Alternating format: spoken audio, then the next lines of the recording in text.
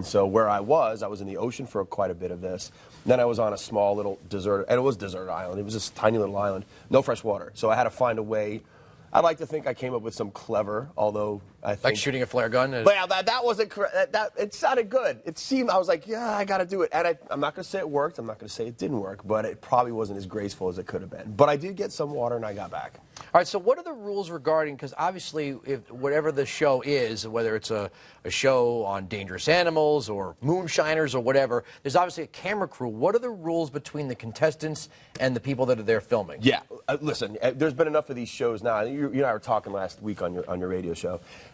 There's a camera guy there, and there's also a crew nearby if the guy falls and breaks his neck or is bitten by, a cobra, and so we have to do that. We have to have the capability, real world, of medevacing somebody. You just have to. But no one can help you. So you really are, once you're out there on your thing, you're not getting any help. Are they making it worse? Like you're like, and the camera crew's, man, that stinks. No water. Wow. Can I tell you, I probably shouldn't say this, but they were like, at one point, they were in the distance, and they were cooking up like stuff on a stove, and I'm like, you guys are just jerks. You know what I mean? But you don't.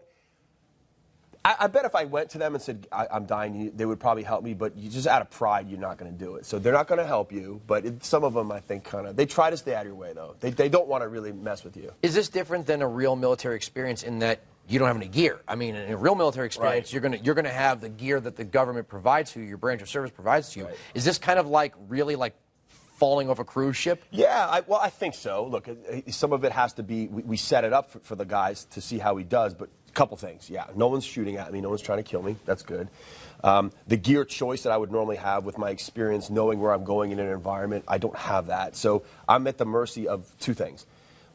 When the guy comes and knocks on the door, I know I got 24 hours before they come and hit me, before they get captured. So I have time to kind of hide some things on me. If I can get that by those guys, I bring it in. The other thing is we give the survivor one a bag of goodies. Some of it is ridiculous. Actually, all of it is usable if you think about it. But on the surface, some of it looks like, why the hell would you give that?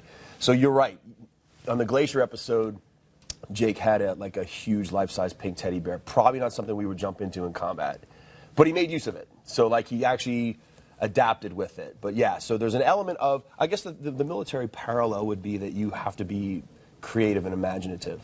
And also laugh at yourself, because you're going to look like an idiot. Is it also a word of warning to anyone who thinks, I could do that? I'm watching this show. I'm just going to get out there and, play a little game with my friends. We'll just... Yeah, we'll goof off. Of course, there's going to be armchair quarterbacks. Nature's dangerous. Not only is nature dangerous, nature sucks. Like I got in an argument with one of the guys. He's become a great friend.